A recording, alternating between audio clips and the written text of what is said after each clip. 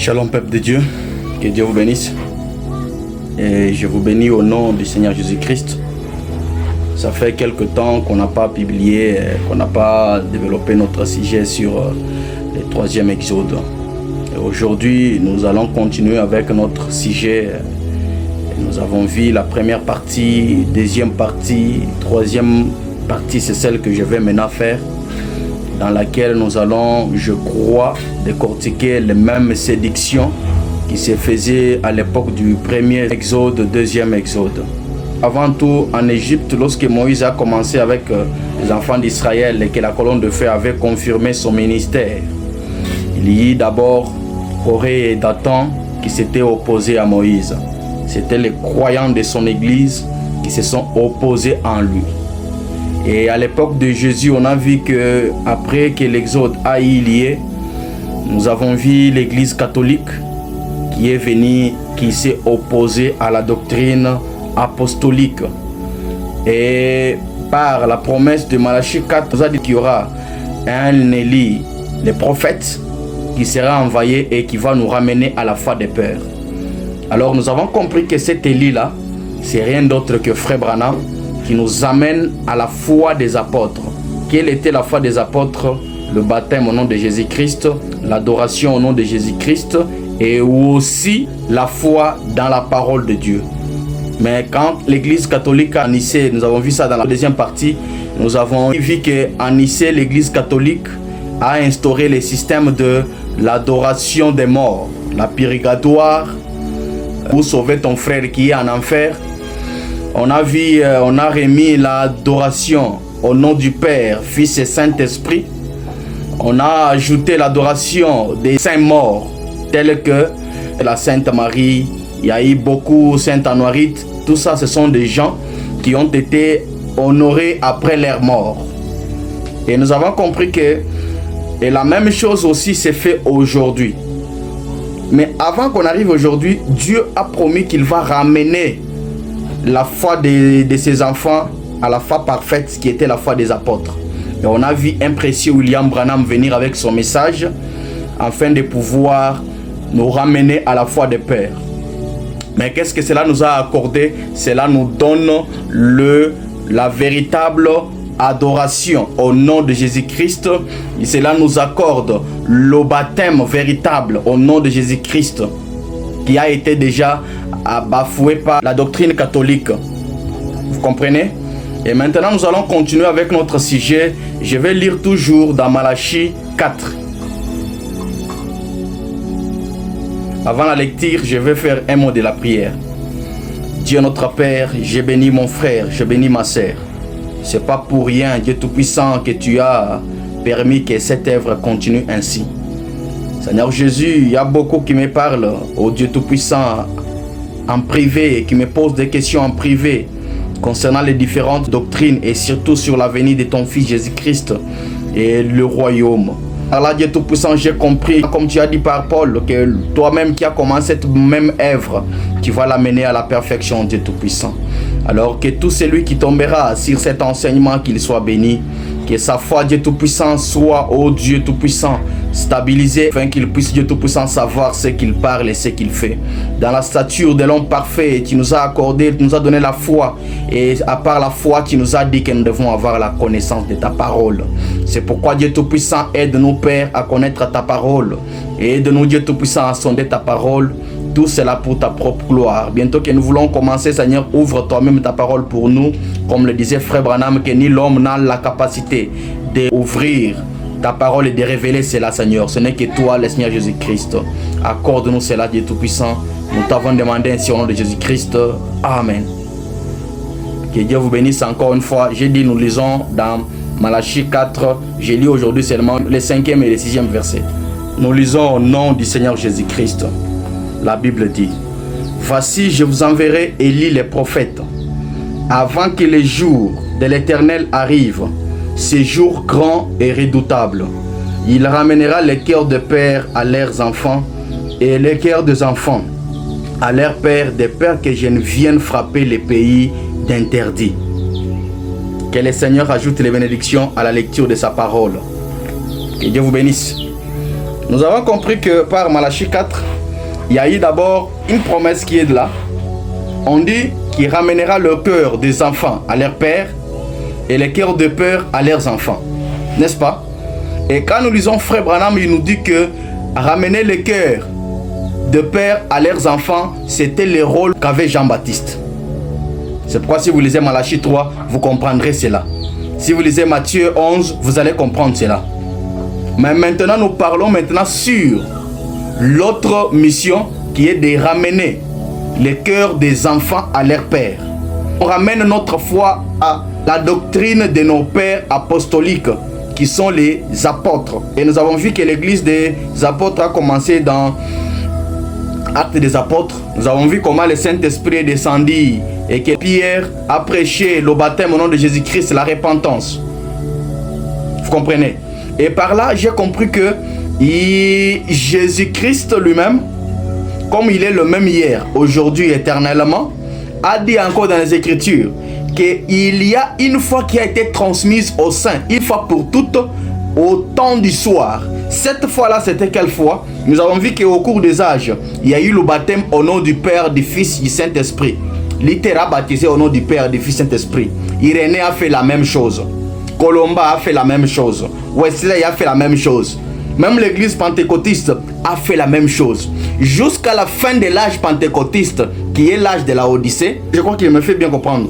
Jusqu'à la fin de l'âge pentecôtiste, qui est l'âge de la Odyssée, l'arrivée du prophète promis de Malachie 4, qui vient maintenant pour restaurer la foi, pour ramener les cœurs des enfants à leur père, pour leur apporter une véritable doctrine, qui est l'adoration au nom de Jésus-Christ, qui est le baptême au nom du Seigneur Jésus-Christ.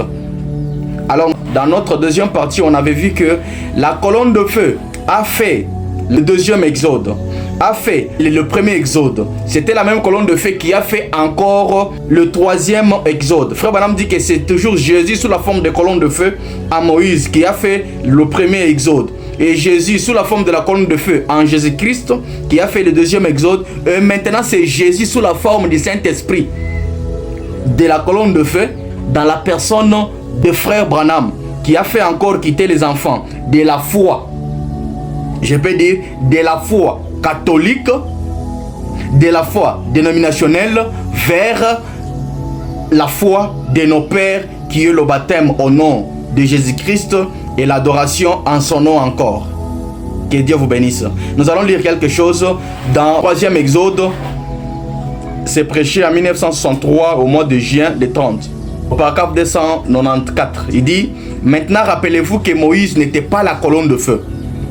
Il était un conducteur oint par la colonne de feu. Et la colonne de feu ne faisait que confirmer son message par les signes et des prodiges. Amen. Moïse n'était pas la colonne de feu. Il continue. Et cette colonne de feu les a conduits vers le pays que Dieu leur avait promis, où Dieu lui-même allait un jour devenir cher parmi eux. N'est-ce pas? Moi j'ai dit oui, Frère Branham. Il dit: qu'ont-ils fait? Ils murmurèrent et se rebellèrent et tout le reste, ce qui montrait qu'ils étaient sous le sang d'un agneau ordinaire. Amen. Quand le Saint-Esprit, sous la forme de la colonne de feu, a conduit les enfants d'Israël avec Moïse, Frère Branham dit qu'ils ont encore murmuré. Ils ont douté de cette commission. Ils ont introduit leur petitisme là-bas. Pourquoi? Parce qu'ils étaient sous le sang de l'agneau ordinaire. Il dit: mais cette fois-ci, gloire à Dieu, cette colonne de feu que nous voyons parmi nous, cette colonne de feu nous conduira jusqu'au millénium. Là, il ramènera, il retournera vers son peuple pendant ce glorieux règne du millénium. Amen. Et après cet exode, là, nous vivrons avec lui éternellement. Et il a toujours la parole du Père. Il démontre toujours qu'elle est vraie. Amen. Donc la colonne de feu a toujours la parole du Père. C'est cette colonne de feu en séjour qui nous introduit dans le pays du millénium. Et là nous allons vivre avec Christ et son épouse éternellement. Vous comprenez? Il dit maintenant la colonne de feu a toujours la parole du Père. Souvenez-vous, Jésus a dit qu'il ne fait rien sans avoir vu au Père. Et souvenez-vous que Frère Branham dit qu'il ne peut faire rien que ce que le Seigneur lui montre. Il dit, Jésus-Christ est la colonne de feu qui conduit tous les exodes. Parce qu'on a dit, la colonne de feu c'est Christ sous la forme originelle. Si vous lisez bien dans Question-Réponse sur Genèse, Frère Branham parle. La première forme que le Père a pris, c'était le logos, pour être visible afin d'entrer en contact avec la nature. Vous comprenez? Et Frère Branham nous dit que la forme que Christ prend, après avoir achevé une œuvre, il redevient toujours la colonne de feu. C'est ça sa forme originelle. Après avoir fini, on a vu que dans Actes, Jésus-Christ sous la forme de colonne de feu est apparu à Paul. Il lui a dit, Paul, pourquoi me persécutes-tu?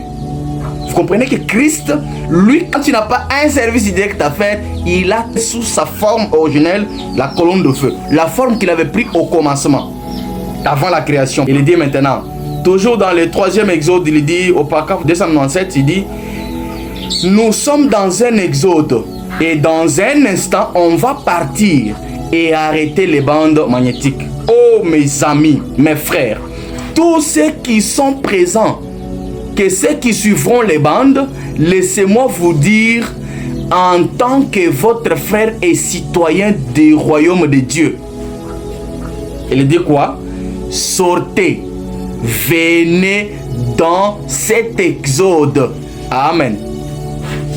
Là, c'est Christ sous la forme de la colonne de feu dans un homme appelé William Branham. Dans son 3e exode, il dit à son peuple, je vous prie, mes bien-aimés, sortez de là, revenez, entrez en Christ avec moi. Venez, entrez dans cet exode. Il dit, car tous ceux qui resteront porteront la marque de la bête. Amen. Sortez de Babylone. Sortez de cette confusion. Sortez de ces systèmes et servez le Dieu vivant. Amen. Comprenez-vous ce que le messager du 3e exode est en train de dire? Il vous appelle dans son exode. Il vous appelle d'entrer dans cet exode. Car celui qui n'entre pas, il va recevoir la marque de la bête. Il vous appelle à sortir de Babylone. Babylone, la grande, c'est les doctrines catholiques. Parce que dans l'Apocalypse 17, on dit bien, a dans sa main la coupe remplie d'abominations. Avec cette coupe, il a enivré le peuple, le roi et les nations. Comprenez-vous cela?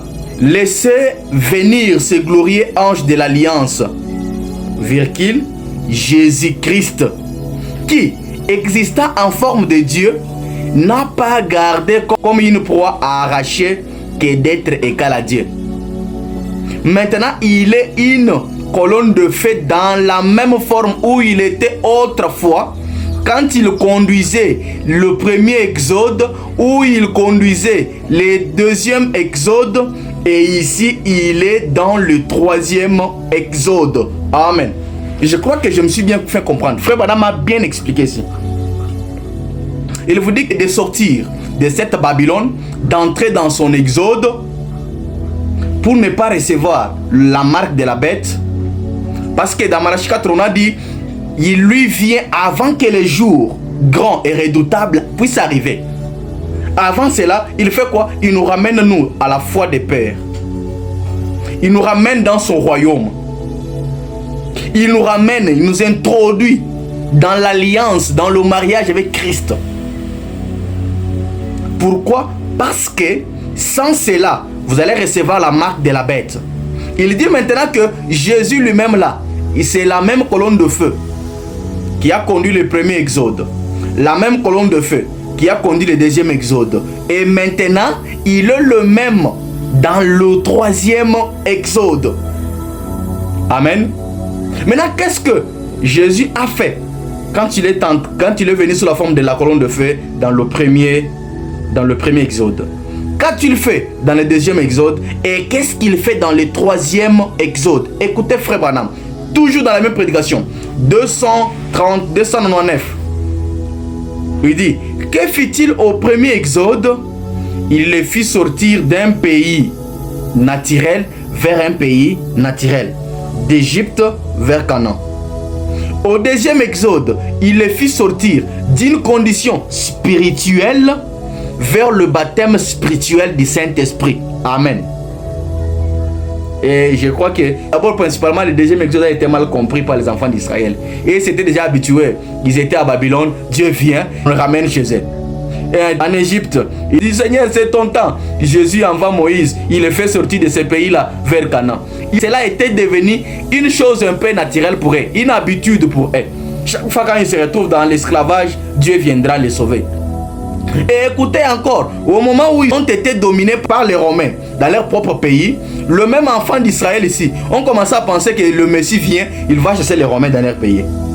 Et pourtant, il est venu pour restaurer la foi, l'alliance, restaurer l'adoration. Vous comprenez? C'est pourquoi si vous lisez bien dans l'Exode, Moïse a dit à Pharaon, Dieu a dit, laisse partir mon peuple pour qu'il aille m'adorer. Vous comprenez? Quand Dieu fait l'Exode, c'est pour que son peuple rentre dans l'adoration, dans la communion parfaite avec lui. Et quand tu es revenu encore dans le deuxième Exode, c'était la même chose. Israël était devenu frontalier. En fait, Dieu par parler par les prophètes disait que leur offrande était une puanteur. Ils voulaient l'œuvre provenant du cœur, la sincérité de leur cœur. Vous comprenez? Et Jésus est venu pour les faire quitter de cette forme-là formaliste, pour les introduire dans la véritable communion avec le Seigneur. Et nous pensions qu'il allait nous faire quitter ces Romains ici, afin que nous soyons libres. Nous pensions que c'était lui qui serait le roi. Et il vient, quand il sera le roi, il va dire, vous les Romains, quittez dans mon pays, c'est mon règne maintenant du Messie. Non, non. Il est venu le faire quitter d'une condition spirituelle vers un baptême spirituel du Saint-Esprit. Si vous lisez les Actes des Apôtres, vous allez comprendre que les enfants d'Israël étaient tellement inspirés au point qu'ils ne se maîtrisaient pas eux-mêmes d'abord. On les tape. Ils sortent encore là-bas, ils commencent à prêcher. Pourquoi? Parce qu'ils étaient loin du Saint-Esprit. Ils étaient poussés par l'Esprit de Dieu. Amen.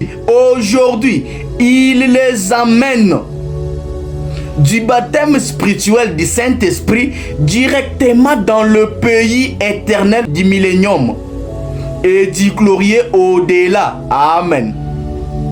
Ici, il a déjà parlé des choses. Il a parlé d'abord du règne de Christ de 1000 ans et aussi l'éternité qui est la nouvelle terre et nouveau ciel. Donc quand Christ vient dans le troisième exode, il fait quitter d'abord du baptême spirituel du Saint-Esprit et de là jusque dans le royaume du millénium et du royaume du millénium jusque dans l'éternité. Amen. Et là on appelle encore le nouveau jour. C'est ça l'éternité. Glorieux au-delà. C'est la même colonne de feu par le même système ouin. Le même Dieu qui accomplit les mêmes choses et la même parole qui avait proclamé les premiers exodes a proclamé le deuxième exode. La parole qui a proclamé le deuxième exode a proclamé le troisième exode et nous les voyons ici parmi nous. Amen. Quand Branham parlait là, que cela était présent parmi eux là, c'est pendant que toi qui prêches maintenant la doctrine du troisième exode, tu n'étais même pas encore né. N'oubliez pas, ne mentez pas les gens. Le troisième exode a commencé. C'est avec le ministère de frère Branham. C'est pourquoi Branham disait toujours, répétez ce que disent les bandes. Pourquoi? Parce que tout y est dit. Le baptême, l'adoration, le royaume, la stature de l'homme parfait. Vous comprenez? Ne mentez pas les gens aujourd'hui, frères. Ajoutez à votre foi là, la connaissance. C'est pourquoi aujourd'hui la connaissance sans la foi est encore vaine. La connaissance sans la foi, ce n'est pas la vraie connaissance. La connaissance sans la patience, ce n'est pas la vraie connaissance. La patience sans la piété, mes frères. Même si tu parlais en langue commun avec ta foi là, tu fais n'importe quoi. Mais si tu n'as pas la piété, je doute de tout ce que tu fais là. Même si tu as la piété, mais tu n'as pas la connaissance de la parole. Je doute encore de toi, frère. Parce que ce serait la morale. Branham a parlé comme ça. Hein? La bonne conduite, là, c'est la morale. Il faut avoir tout. Il faut traverser toutes les 7 marches. D'abord la foi, la connaissance, la vertu, la tempérance, la patience, l'amour fraternel. Et puis l'amour divin. Vous devez avoir ces choses-là en vous, afin d'être un véritable enfant de Dieu. 2 de ces choses sans d'autres, ce qui veut dire que tu es encore formaliste, frère. Que Dieu vous bénisse. Il dit, sortez, oh, sortez de ces chaos. Oui, bien-aimé. Venez au Dieu vivant. Venez à la parole. Et la parole a été faite chair et a habité parmi nous. Amen. Quand nous disons la parole faite chair, là, habité parmi nous, ça veut dire que Branham a accompli les Malachie 4, 5 à 6. Et nous a ramenés à la foi de nos pères. Nous avons la même doctrine que nos pères. Que tu le veuilles ou non, c'est ce que la parole dit. Quand nous voyons la parole faite chair pour Malachie 4, donc ça nous a ramené déjà à la foi des pères. Quelle était la foi des pères? Le baptême, l'adoration au nom de Jésus-Christ. Il dit, et aujourd'hui, il est dans notre chair et il habite parmi nous. Sortez et servez les dieux vivants. Amen. Vous comprenez? C'est toujours le même style de choses. Jésus a dit à la femme samaritaine, vous adorez ce que vous ne connaissez pas, mais nous adorons ce que nous connaissons. Et Moïse a dit à Pharaon, libérez le peuple de Dieu pour qu'il aille l'adorer. Et aujourd'hui, Malachie 4 nous dit encore de sortir du chaos pour entrer en Christ et le servir. Amen. Que Dieu vous bénisse. Alors si vous ne faites pas cela, écoutez ce que Branham dit dans l'accusation au paragraphe 227. Je vais lire en sautant. Il dit, souvenez-vous-en, c'était de gens très religieux qui avaient fait cela. Qui avaient fait quoi? Ce n'était pas de gens de l'extérieur, c'était des gens religieux de ces jours-là. Ce sont eux qui font cela aujourd'hui. Ce sont des religieux. Ils font quoi, frère Branham? Il dit la même crucifixion, la même chose aujourd'hui. C'était les religieux qui avaient crucifié la parole, qui avaient crucifié Christ dans le 2e Exode. Et ce sont les mêmes gens très religieux là qui crucifient encore Christ aujourd'hui. Ils connaissent la parole, mes frères. Ils connaissent réellement l'accomplissement de la parole. Mais qu'est-ce qu'ils font? Ils renient ce qui en fait la force. Il est dit, là, ils les crucifièrent à l'époque. À l'époque, assurément, ils rejetèrent la parole de Dieu rendue manifeste, acceptant leur credo à la place de la parole. Amen. Et aujourd'hui, on a vu ces gens-là. Ils ont accepté leur credo à la place de la parole. Vous comprenez ce qu'il a dit? Lui-même, à l'époque là, l'église catholique vient, il détruit tout. Le baptême, non. Pierre avait le vrai baptême. Jésus avait dit à Pierre que c'est toi qui as la clé. Jésus avait dit à Pierre, baptisé au nom du Père, Fils, Saint-Esprit. Hein? Ils écrivent les catéchismes. Et là, on a vu l'église catholique commencer à faire boire son vin d'abomination au peuple de son époque. Et ils ont crucifié encore Christ. Le même gens qui étaient censés les servir, le même gens qui étaient censés sortir, ils arrivent jusqu'au Saint-Esprit et là ils commencent à renier. Ah non, ce n'est pas lui. Les noms d'adoration, ce n'est pas Jésus-Christ. Le vrai baptême, ce n'est pas au nom de Jésus-Christ. Ça, c'était le baptême passé. Hein?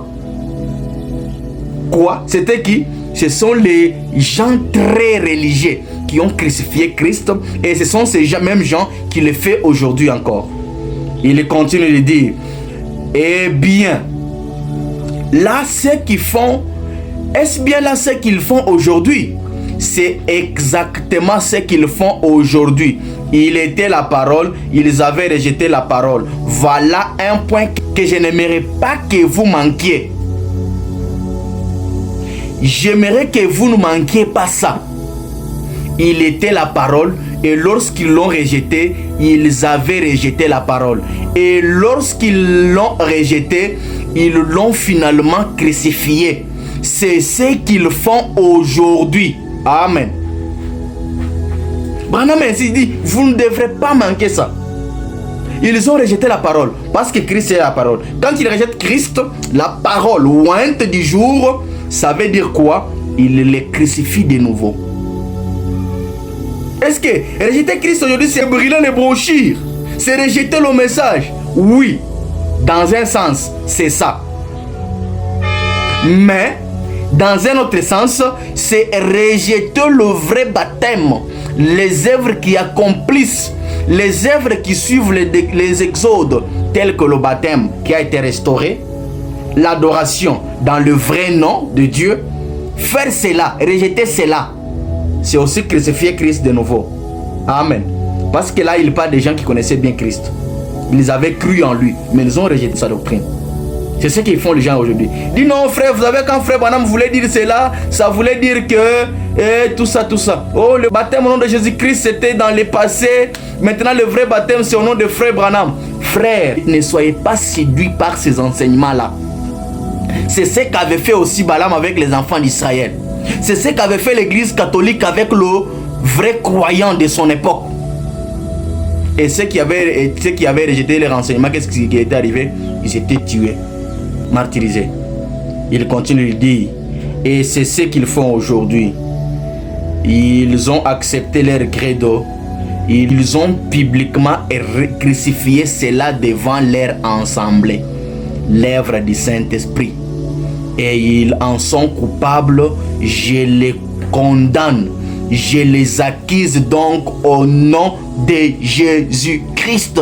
Amen. Frère, ce que Branham dit, c'est une réalité. On a vu des gens qui ont renié le nom de Jésus-Christ publiquement devant leur assemblée, en ligne comme ça. Ils rejettent la parole de Dieu. Dis ah non, nous n'avons pas besoin de lui. Nous n'avons pas besoin de ce baptême-là au nom de Jésus-Christ. Ça, c'est déjà du passé. Jésus est la semence du serpent. Il a été maudit au calvaire. Parce que la Bible dit cela. Frère, je vous dis, Branham dit que Jésus devrait, ou Dieu devrait devenir chair, né par une vierge, afin de payer le prix de vos péchés.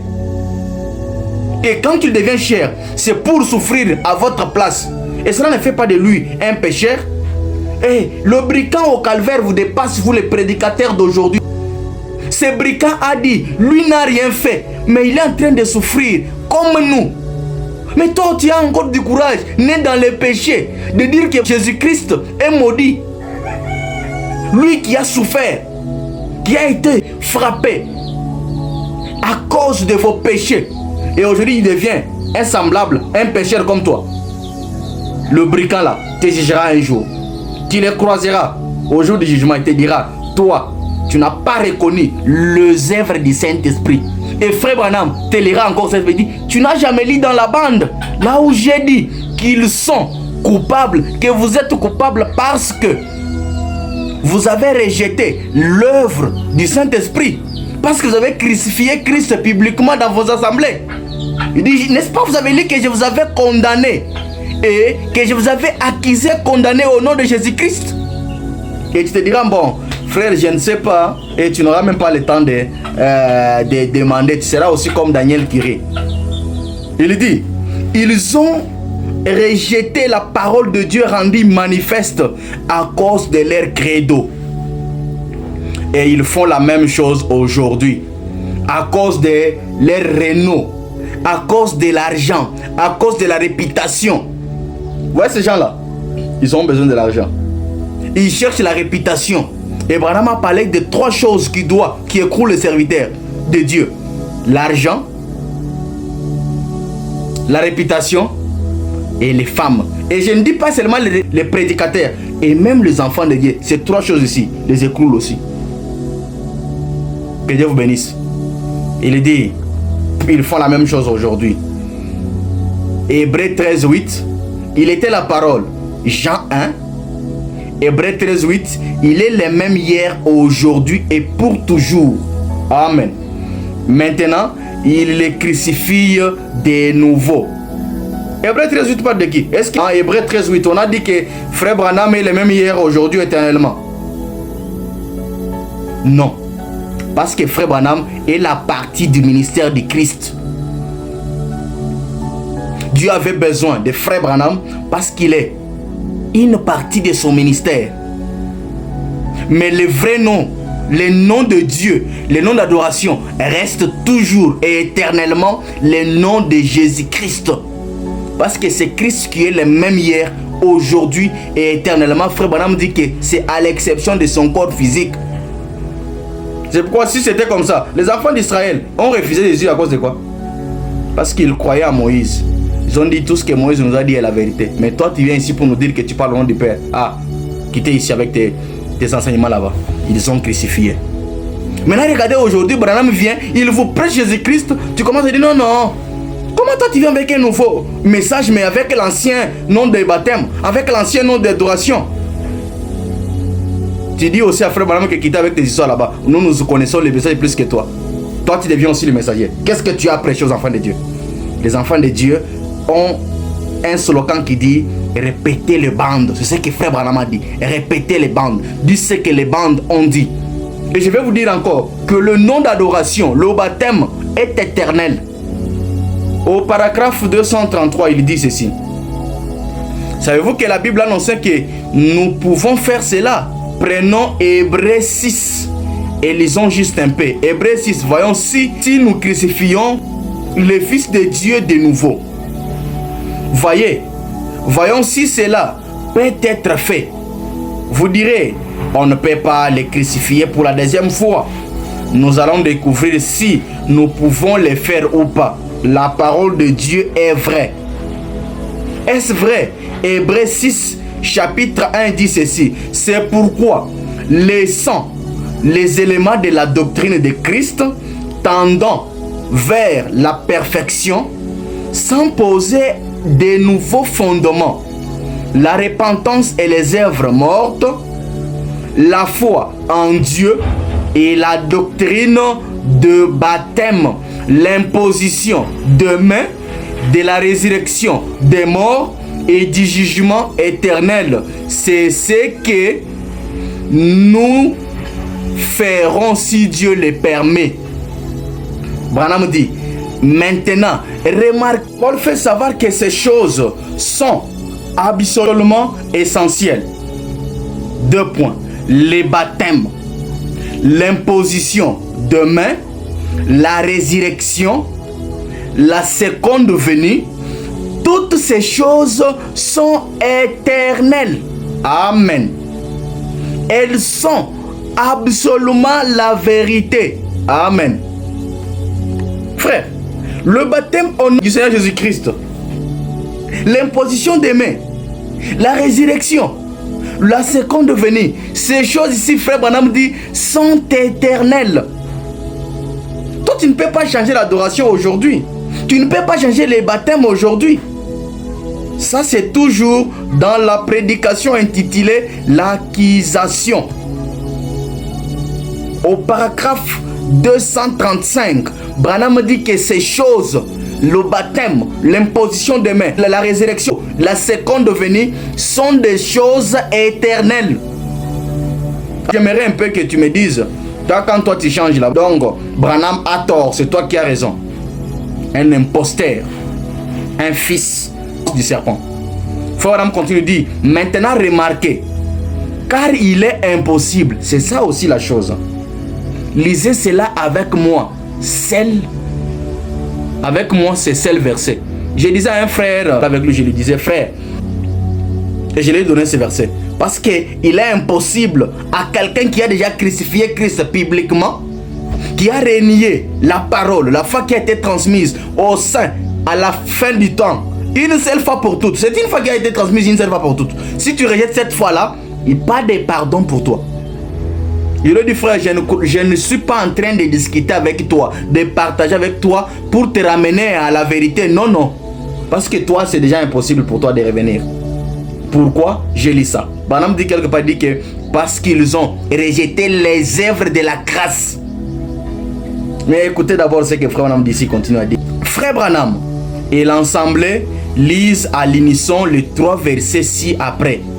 Lisons ensemble, il dit: car il est impossible que ceux qui ont été une fois éclairés, ceux qui ont goûté les dons célestes et qui ont eu part au Saint-Esprit et qui ont goûté la parole de Dieu et les puissances du monde à venir, s'ils tombent et qu'ils soient renouvelés et ramenés à la repentance, puisqu'ils crucifient le Fils de Dieu une fois de plus et l'exposent à l'ignominie. Amen. Et ces 3 versets-ci ont déjà conclu tout. Quand j'avais publié ça la première fois, comme ça, tel que c'est écrit à côté de moi ici, les enfants de Dieu ont dit: et donc veuillez un peu développer cela. C'est la raison pour laquelle j'ai dit non, il faut que je les aide. Je comprends qu'ils sont tellement dans le besoin. Et vous comprenez que ces gens-là qui ont crucifié Christ, qui ont rejeté le baptême au nom de Jésus-Christ pour prendre le baptême au nom de leur Seigneur Branham, hein? Ces gens-là, c'est impossible pour eux de revenir à la repentance parce qu'ils ont crucifié le Fils de Dieu. Souvenez-vous que le Fils de Dieu, c'est le Saint-Esprit. Donc, quand tu crucifies, tu rejettes le baptême au nom du Seigneur Jésus-Christ, l'enseignement apporté par Frère Branham pour adopter tes idées à toi, afin que tu puisses être connu partout là, afin d'avoir une réputation, hein? Afin d'être remarqué par les enfants de Dieu. Quand tu fais ça, Branham dit que tu as crucifié le Fils de Dieu qui est le Saint-Esprit une fois de plus et tu l'as même exposé à l'ignominie. Vous comprenez? Tu l'as humilié devant les gens. Tu l'as maltraité, tu l'as ridiculisé.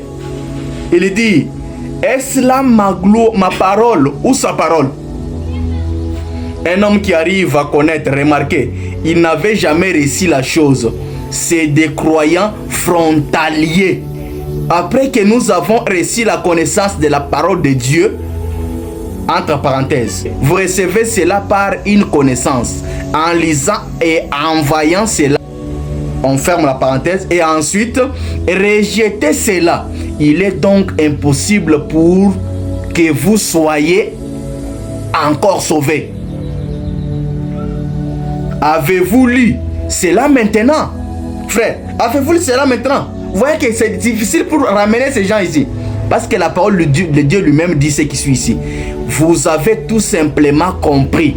Vous n'avez jamais réussi cela. C'est ce qui veut dire que tout ce temps, tu étais un frontalier, frère. Tu connaissais seulement la parole de Dieu, mais tu n'avais pas la chose. C'est la raison pour laquelle, à cause du fait que tu voulais seulement connaître et tu as incliqué tes propres idées là, tu as commencé à enseigner les enfants de Dieu. Non, voyez frère, le premier baptême, il y a eu Moïse. Et le deuxième baptême, il y a eu Jésus. On a commencé à adorer au nom de Jésus-Christ. Et le troisième baptême, maintenant, nous devons commencer à adorer au nom de Frère Branham. Le mensonge du diable. Et tu es, même si tu me dis que tu es sincère dans ce que tu dis, Branham dit que ce n'est pas la sincérité. Nous avions lu avec vous dans l'enseignement quand j'étais en train de prêcher sur l'incarnation. Branham dit que ce n'est pas la sincérité. Ce n'est pas du fait que tu sois croyant. Ce n'est pas du fait que tu sois pasteur ou prédicateur qui fait de toi un enfant de Dieu. Ce n'est pas le fait que tu as cru le message il y a 100 ans ou 60 ans. Ce n'est pas ça. C'est avant la nouvelle naissance. Branham dit que celui qui est né de nouveau, qui a le Saint-Esprit, c'est celui qui comprend clairement la parole de Dieu. Est-ce que ce que tu fais là, c'est la parole de Dieu? Et c'est ce que Branham a prêché. Que Dieu vous bénisse, bien-aimés.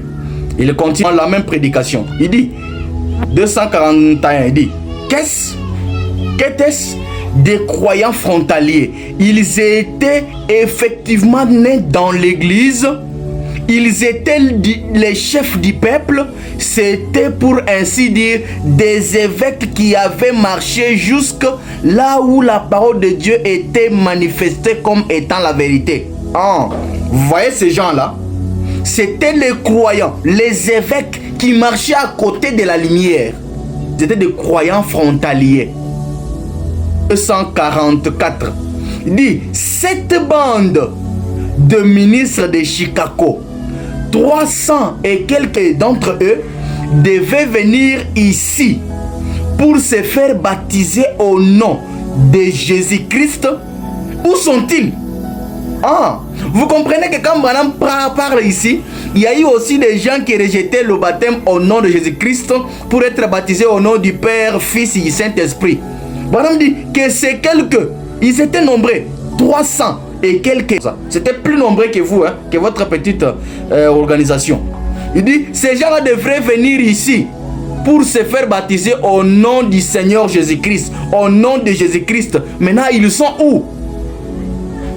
Et le frère Branham continue, dit, le prix à payer est trop élevé. Quand tu restes dans le nom de Jésus-Christ, le prix à payer est trop élevé. Il continue, dit, ils ne peuvent pas le faire. Ils ne peuvent pas venir pour se faire rebaptiser. Pourquoi? Parce que le prix à payer est trop élevé. Il dit, où sont-ils? Qu'est-ce? La Bible dit que quand ils font cela, que font-ils? Ils se séparent et franchissent la ligne de démarcation entre le jugement et la miséricorde. Amen. Quelqu'un peut dire amen, non? Que Dieu vous bénisse, frère. Donc, au moment où vous rejetez le Saint-Esprit, ici la forme de William Branham, hein?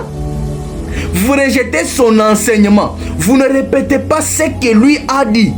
Vous commencez à impliquer vos idées. Vous êtes aussi comme le serpent qui a séduit Ève.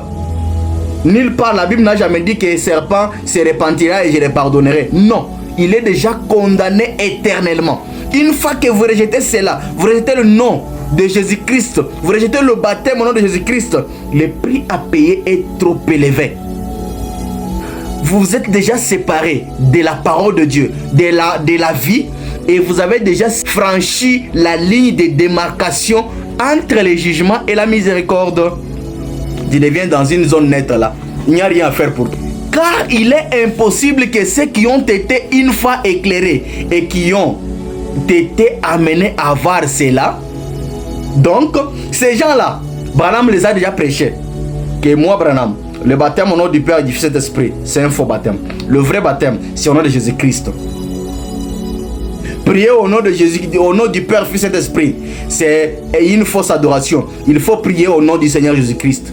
Ils ont déjà été amenés à voir que le vrai baptême, c'est au nom de Jésus-Christ. Mais après, qu'est-ce qu'ils font? Ils ont eu la connaissance de la vérité et qui ont goûté la bonne parole de Dieu. Ils ont goûté ça. Et s'ils s'en détournent d'être renouvelés, vous dites, oh, eh bien, mais je vais, oui, vous, les presbytériens, vous, les méthodistes et baptistes, et vous, luthériens, et cette histoire d'hommes d'affaires du plein d'évangile, ils disent qu'ils vont venir. Ils ont rejeté le message. Votre église, voir, il y aura là des individus. Oui, frère. Vous là, vous mentez, frère. Troisième exode, c'est Branham qui est l'auteur de cela. Et il a l'enseignement exact et part du troisième exode. Mais vous, avec votre enseignement là, vous êtes parmi les dénominationnels, je vous dis. Vous, les dénominationnels du troisième exode, je peux dire comme ça. Vous, les croyants frontaliers, Branham dit, ils disent qu'ils vont venir. Ils ont rejeté les messages. Malgré que vous avez rejeté la véritable adoration, le véritable baptême, Branham dit, les individus, vous en aurez toujours dans votre église. Vous allez nous publier, oh, il y a eu autant de gens qui ont crié au baptême éternel. Le baptême éternel, c'est le baptême au nom du Seigneur Jésus-Christ. C'est ce que Branham vient de nous dire ici. Position des humains, la résurrection, la seconde venue. Ce sont les choses éternelles. Le baptême éternel au nom de Jésus-Christ. Toi, tu as perturbé ça pour dire que le baptême éternel, c'est au nom de Branham. Mais dans votre église là, vous aurez toujours les gens qui vont croire, frère. Branham n'a pas dit que vous n'en aurez pas. Il dit ici que il y aura là des individus, assurément, mais ça ne sera pas l'épouse, pas l'église. Vous devez sortir de l'église pour recevoir cela. Vous comprenez? Vous êtes encore dans des églises. Vous voyez, c'est vrai. pour ce qui est des individus, il n'y a pas de problème. Vous aurez des gens qui vont croire au baptême au nom de Branham, frère. Vous aurez les gens qui vont croire à votre doctrine la salle. Branham le dit ici. Il dit il n'y a pas de problème en ce qui concerne le baptême. Il n'y a pas de problème. Vous aurez toujours les gens. Alors, vous êtes coupable de la crucifixion de Jésus-Christ. Amen. Et je les accuse par la parole de Dieu. Amen. Frère Branham, pourquoi les accuses-tu? Je les accuse parce que Dieu s'est clairement identifié dans sa parole. Dans ces derniers jours, il s'est lui-même fait connaître comme étant Jésus-Christ le même hier, aujourd'hui et pour toujours. Mais ils ont cependant froidement rejeté cela. Vous voyez, frère, on nous dit dans Actes que l'enfant d'Israël prêchait Moïse. Et nous aussi, nous devons commencer à prêcher Branham, c'est tout. Et nous devons baptiser au nom de Branham, c'est tout. Adorer le nom de Branham. Et ce sont des choses un peu bricolées. Pourquoi? Ils ont crucifié Christ. Et frère Branham les a accusés encore de la crucifixion de Jésus-Christ. Je les accuse par la parole. Il les a accusés par la parole. Ils n'ont pas reconnu Christ. Ils ont crucifié. Ils les accusent parce qu'ils n'ont pas reconnu Christ qui s'est encore identifié. Étant le même hier qui a marché avec Moïse, le même hier qui a marché avec Jésus-Christ lui-même, et le même aujourd'hui et pour toujours qui marche avec l'Église. Il dit, mais ils ont cependant froidement rejeté cela. Hein? Ils sont coupables de crucifixion de Jésus-Christ. Branham me répète encore la même chose. Vous devez tirer trop d'attention. Si vous tombez sur ça, bien-aimés frères, je vous prie de bien écouter ça. Branham a dit, je ne veux pas que vous puissiez manquer ça. Il continue de dire, ils sont coupables de crucifixion de Jésus-Christ en blasphémant contre le Saint-Esprit. C'est vrai. Amen. Quand on dit blasphème là, vous savez pourquoi? Parce que ça serait difficile pour que les gens connaissent que le Saint-Esprit s'appelle Jésus-Christ. Ils auront toujours à les diviser, à faire de lui une troisième personne, à faire de lui une autre personne. Branham dit c'est une seule personne. Jésus le même hier, aujourd'hui et pour toujours, à l'exception de son corps physique. Donc quand on voit Branham, on voit Jésus-Christ. Quand on voit cet homme ici, on voit Jésus-Christ. Amen. Il dit c'est vrai. Nous vous ramenons dans Hébreux 10, là où il nous est dit encore dans les Écritures, non pas seulement qu'il est impossible, mais que vous ne pouvez jamais. Cela vous sépare éternellement de Dieu. Ah, frère Branham, j'aimerais que ceci, frère, il s'introduit dans votre âme. Ce n'est pas pour rien quand Branham dit je ne veux pas que vous manquiez ça, parce qu'il savait que ça allait être comme ça. Nous allons lire avec vous prochainement. Vous allez comprendre que cette même doctrine qui est maintenant, Branham l'avait déjà fusillé.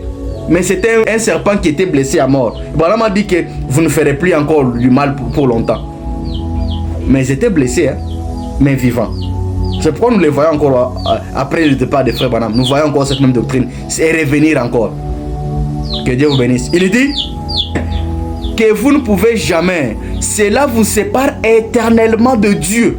Vous ne pouvez plus jamais entrer dans la présence de Dieu après avoir rejeté le Saint-Esprit et après vous être moqué de lui. Amen. Je vis des gens, frères, si vous ne les avez pas encore vus, moi j'ai vu des gens se moquer du Seigneur Jésus-Christ. Il dit, vous êtes séparés éternellement. Vous n'entrerez jamais dans la présence de Dieu après avoir rejeté le Saint-Esprit et ou après avoir, vous êtes encore moqué du Saint-Esprit. Maintenant, voyez-vous, ils ont écouté la parole. Ils ont lu Frère Branham. Ils ont Frère Branham dans leur maison. Ils lisent Frère Branham dans leurs églises.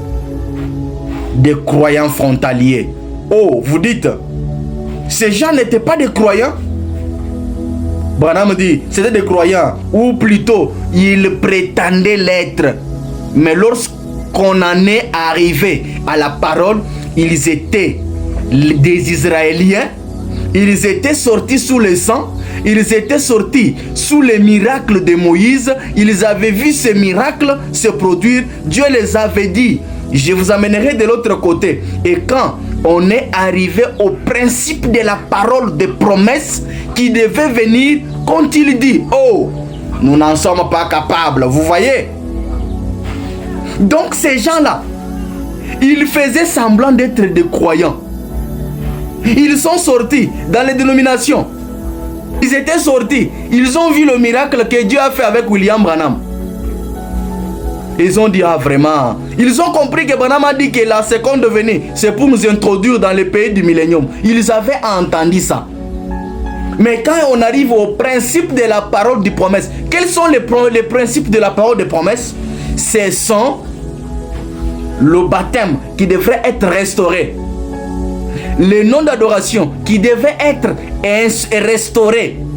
Parce que dans Osée a dit qu'il va restaurer et il va remplacer tout ce que nous avons perdu. Tout ce que les Assyriens et autres, les sauterelles avaient détruit. Dieu a promis de les restaurer.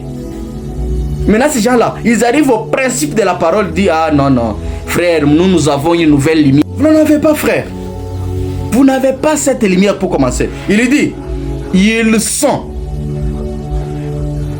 revenus avec des raisins et tout pour prouver que la terre existait bel et bien. Frère, ils ont la guérison, papa. Les gens trouvent la guérison par leur prière. Mais malgré ça, ils ont renié la parole, le principe de la promesse de Dieu.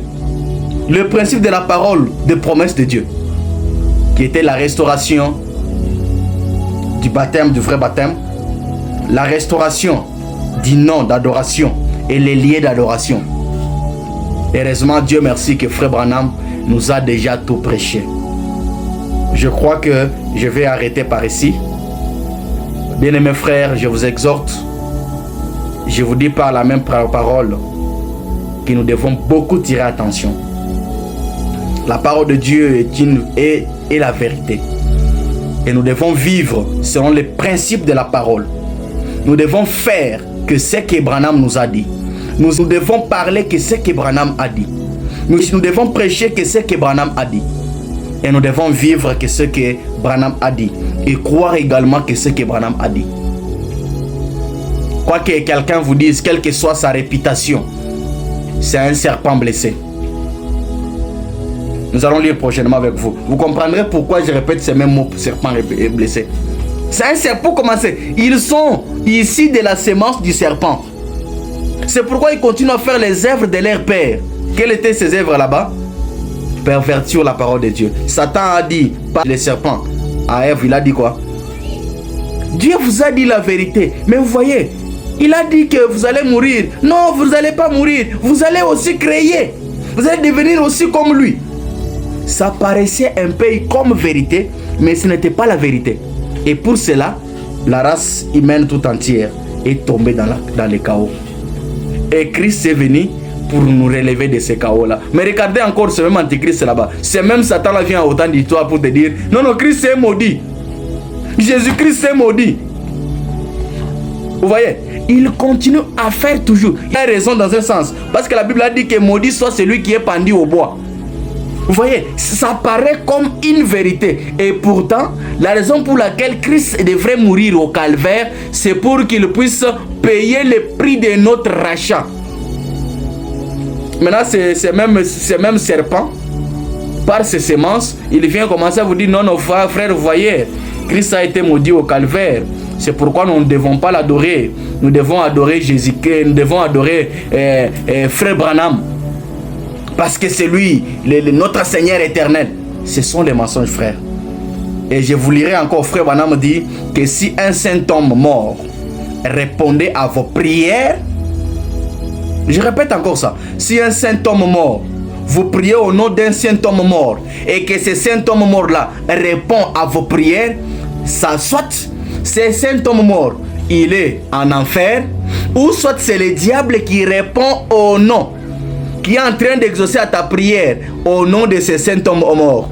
Donc c'est des choses. Soit, si Branham, si tu pries aujourd'hui, le véritable frère Branham ici, et il te donne la réponse à ta prière, c'est soit Branham est en enfer, vous comprenez, ou soit c'est le diable qui est en train de te répondre, mais au nom de frère Branham.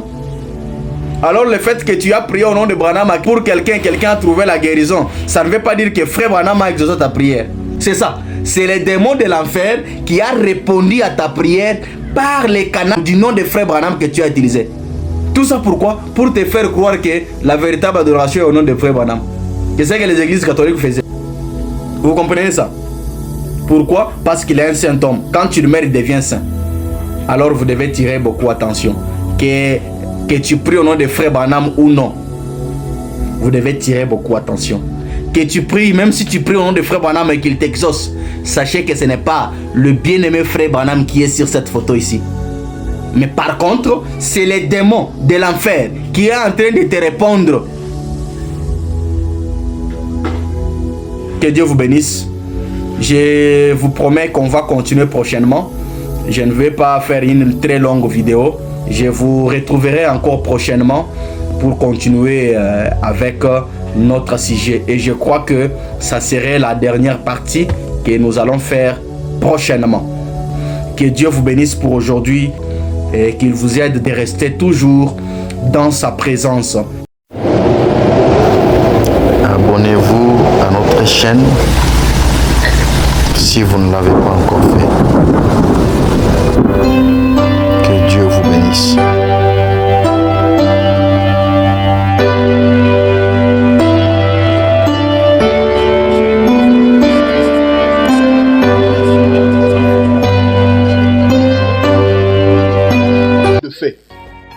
Dieu est parfait